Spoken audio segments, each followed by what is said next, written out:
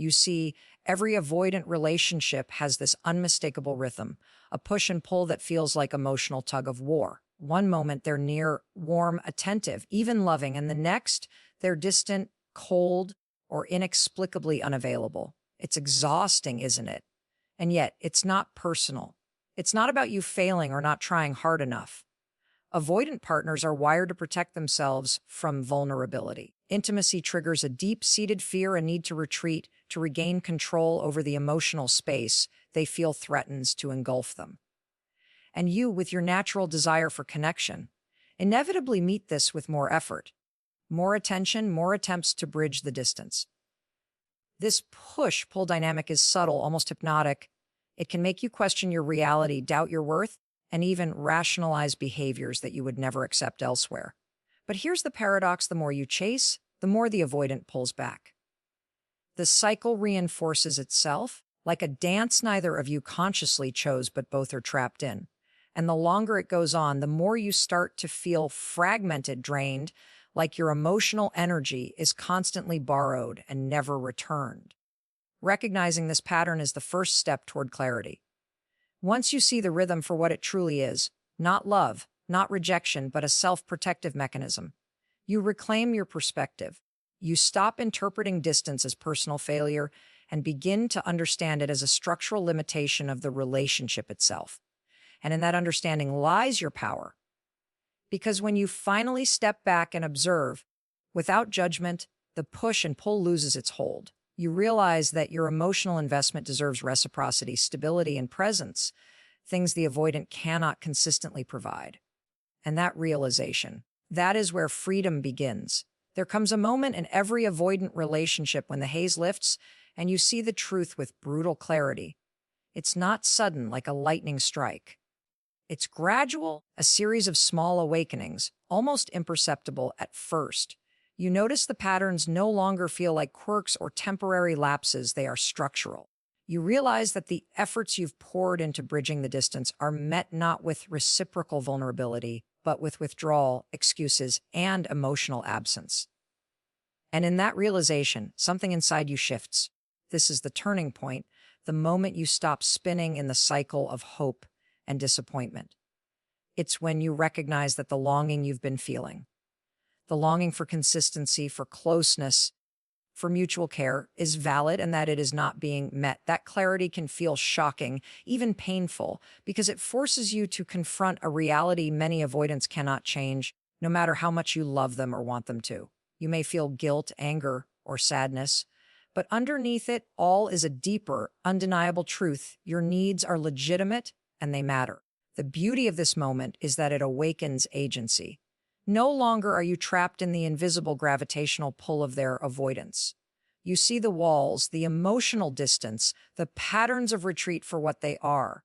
And once you truly see them, you can choose, not out of spite, not out of bitterness, but out of clarity and self-respect.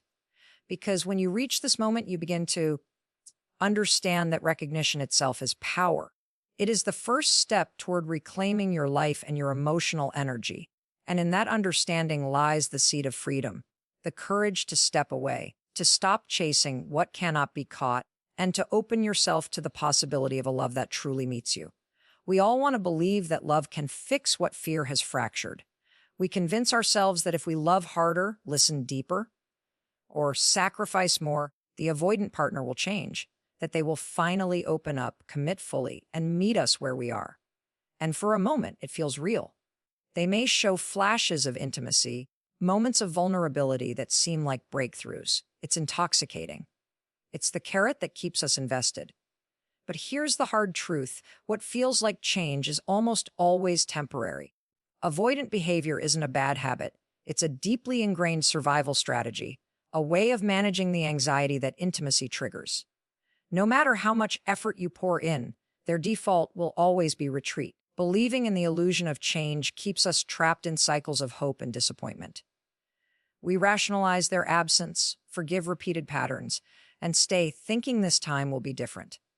But time and again, the pattern reasserts itself. The avoidant partner pulls back, walls rise, and the emotional distance returns, leaving you questioning yourself, your choices, your worth.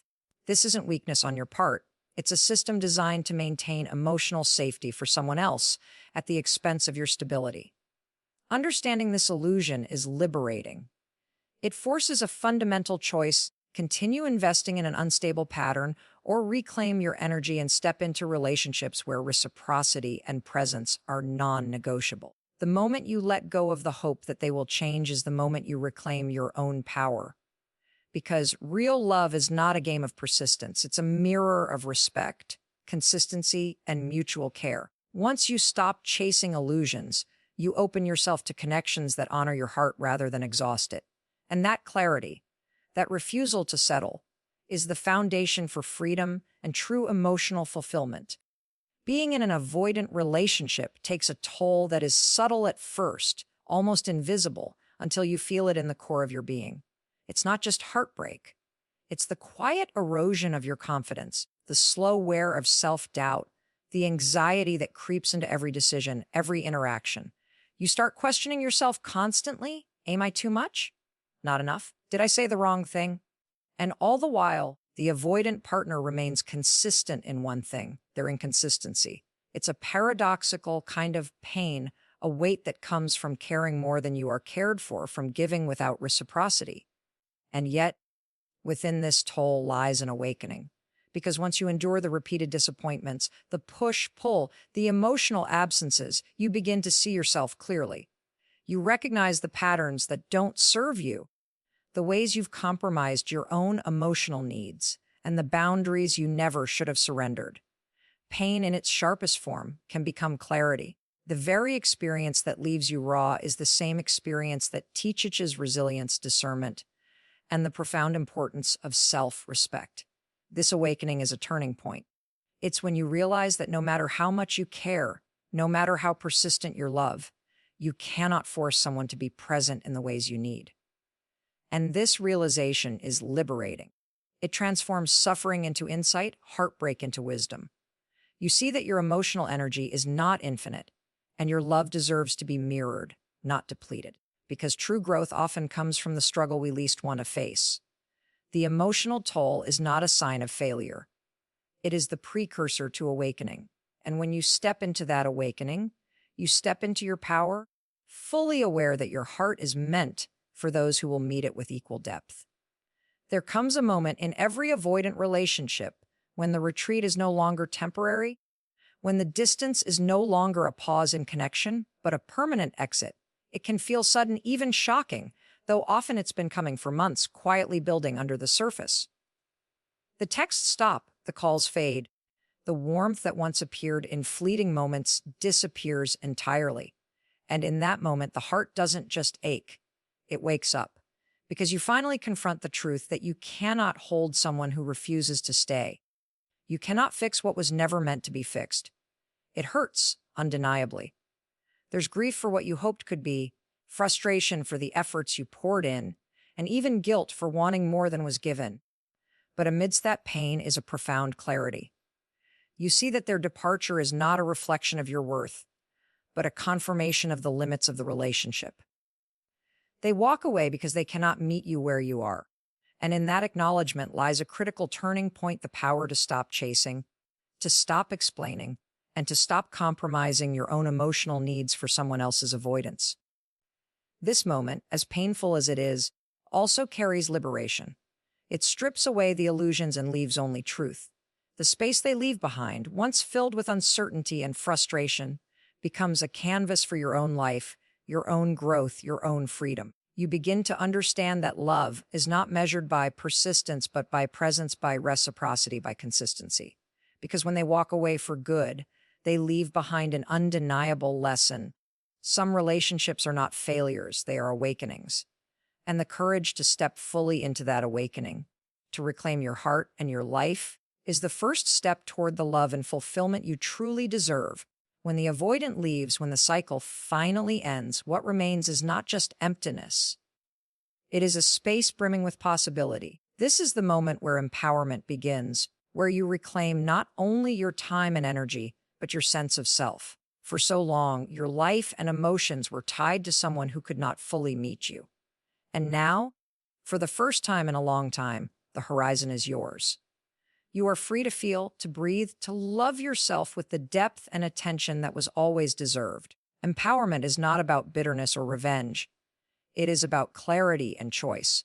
It is the realization that your heart is not a tool to fix others, that your worth is not contingent upon someone else's presence, and that your happiness is entirely within your own hands. You can grieve, yes, and honor the love that was real in its own way, but you can also step forward, fully aware that you are no longer tethered to patterns that deplete you. The power of release is transformative. It changes the way you see yourself, your relationships, and the love you are willing to accept. This stage is about more than recovery, it is about evolution. You begin to set boundaries without guilt, to recognize red flags without hesitation, and to attract connections that mirror your depth rather than diminish it. You move with intention, not fear. You choose presence over absence, reciprocity over imbalance, and freedom over compromise. Because the final ending of every avoidant relationship is not the conclusion of your story. It is the beginning of a new chapter. A chapter where you are whole-centered and in control. And that is the greatest lesson of all. The love you truly deserve starts with the love you give yourself.